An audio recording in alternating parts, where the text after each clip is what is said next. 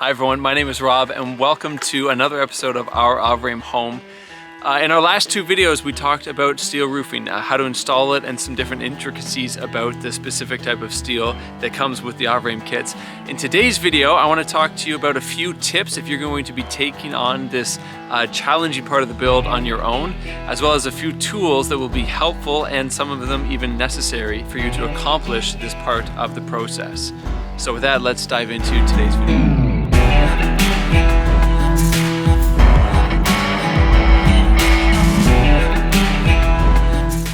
The first tip that I want to suggest is that when you are doing your strapping is to make sure that you bring your strapping all the way to the peak.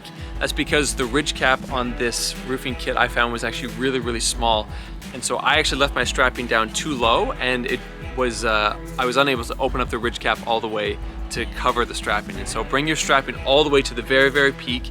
I left about a 1-inch gap between them so that there would be an airspace for the hot air to get vented out the top of the roof.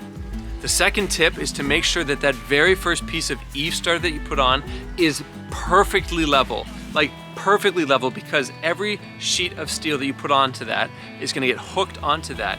And you want those sheets of steel running perfectly vertical, plumb straight up and down. And if that eave starter is slightly on an angle, your sheets of steel are going to be slightly angled as well. And so make sure that that eave starter is perfectly straight. Take your time with that. Do not rush that part of the process. It is so important.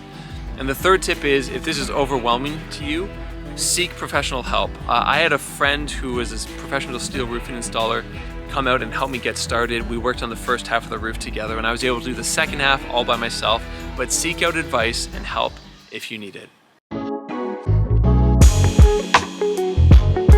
With all that being said, I just wanted to share with you some tools that you're going to want to have on hand with you doing this portion of the build. The first thing you're going to want to have is a really good pair of snips, of metal cutting snips. I actually went through 2 pairs because one of them started seizing up. I don't know what happened to it, but make sure you've got some really good snips, because every piece of steel you put on there gets a portion of it cut off where that connection piece goes onto it.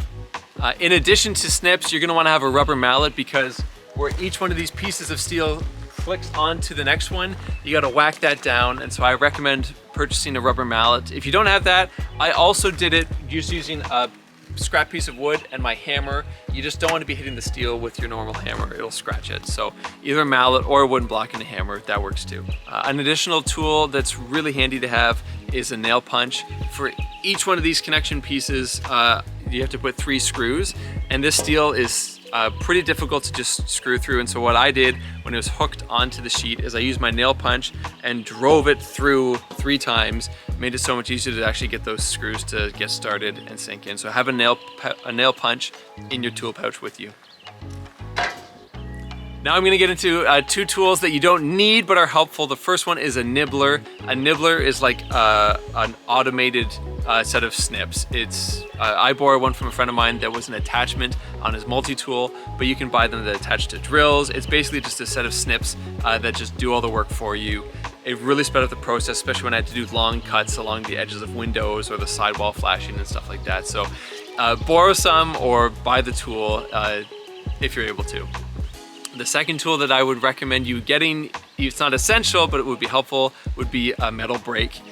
For doing those long bends, those safety bends, those bends on the sidewall flashing and your gable ends, it'd be so easy to just have a brake. It's a big contraption that you can clamp your sheet of steel into and just bend it, and it's done way faster than using the small pair of pliers that I did. If you don't have access to one, there's other ways to do it. I found some ways to do it, but having a brake on hand would be so helpful to install this roofing.